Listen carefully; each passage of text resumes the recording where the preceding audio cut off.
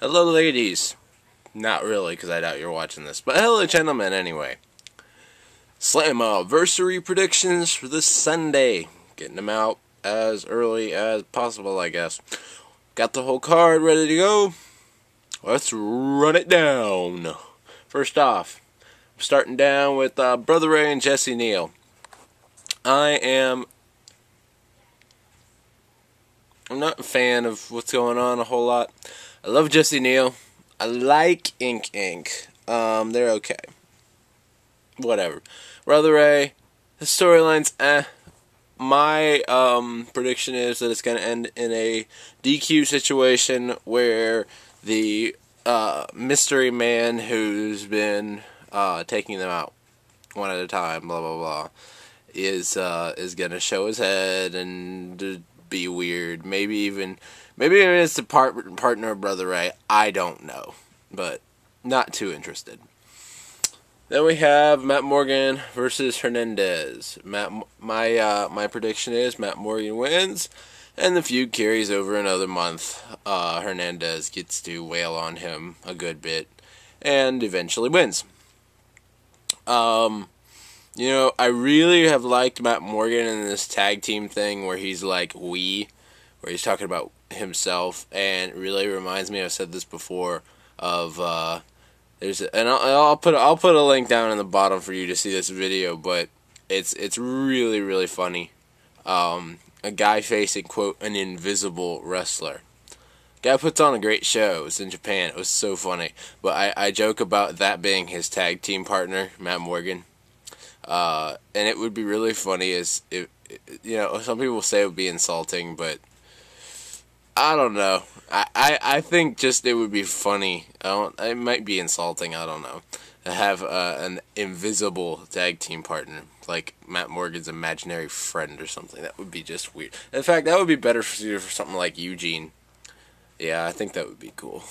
Where he actually has like an imaginary friend and like bad things start happening to people. Anyway. AJ Styles versus Jay Lethal. This is one of the few matches that I'm actually excited about on this card. We've got Red Hot Jay Lethal. I mean, I'm loving Jay Lethal doing his thing. And he was the most entertaining part of Impact this past night. The most entertaining part. Goofing around as Ric Flair. And he's not being Ric Flair, he's just doing the joke, and he's incredible. I mean, he really truly is incredible. My prediction is AJ loses, and Flair tells him to leave once again. He says, "Get out of here! Didn't I tell you to leave?" Blah blah blah. And so Styles leaves for a month and comes back a babyface, beats up Flair. Kazarian takes his spot in the Four Horsemen faction, etc. That being said, I do think that Kurt Angle versus Kazarian will end in Kurt Angle getting the win over Kazarian. I mean, they're just building him up as this monster force. I love Kurt Angle. I love what he's doing right now. And in many ways, I think it's what he should have been doing in TNA, or should have done in TNA a long time ago. Because when he first came in, he had that huge initial reaction, but Props on the top 10 contender storyline. It's obvious that it's going to come down to him and RVD, and they're building it up really nicely. But we're going to see some great wrestling in between. That's why I'm excited about it.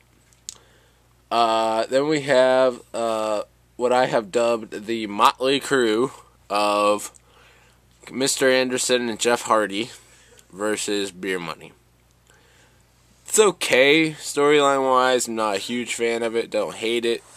But, let's see. My pick for this one has got to be Beer Money. Beer! Money! Next, we got Desmond Wolfe versus Abyss in a Monsters Ball match. Now, Monsters Ball because didn't it used to be 4 people? And didn't it used to be where they would be locked in solitary confinement for 24 hours straight? Oh, whatever. Whatever. Y'all don't know what a Monsters Ball match is anymore. Apparently it's just no DQ. I really don't care too much about this. Desmond Wolfe was voted to be #1 contender, and he's not. Enough said. My prediction for this match is Desmond Wolfe beats up Abyss crazy bad. Abyss is bleeding all over the place. And Chelsea, with his typical case of Stockholm Syndrome, is all like, no! We have our Goldilocks again in TNA. If anyone remembers Goldilocks. I do. Yeah, Goldilocks. Basically, you've got a King Kong scenario. That's all you need to know. Boring. Anyway, that's what I predict for that one. Moving on, knockout title match, Roxxi versus Madison Rayne. I like that they're scaling back the women's division just a little bit. Right now it kind of needs to be due to the lack of a lot of talent. I am, however, a huge Roxxi fan, have been since the Voodoo days, and I really, really wish they would bring the Voodoo gimmick back. That being said, what I'd like to happen is Madison Rayne win, and then paper bag her, and she finally gets sick of it and goes Voodoo all over them like she should have done in the first place. But, doubt that's going to happen. I believe Roxxi wins this one, and we start a feud between them. That simple. And we got Brian Kendrick versus Doug Williams for the X Division Championship.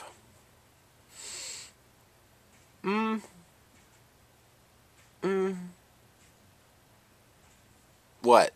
Exactly. What? We got Kendrick versus Doug Williams. Yeehaw. Doug Williams wins. Sting versus Rob Van Dam.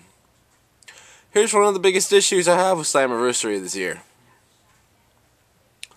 I knew this was going to happen, too. Where's King of the Mountain? You know, a lot of people say King of the Mountain overbooked. It's, you know, all kinds of stuff. I liked King of the Mountain. The problem was they didn't have a scoreboard.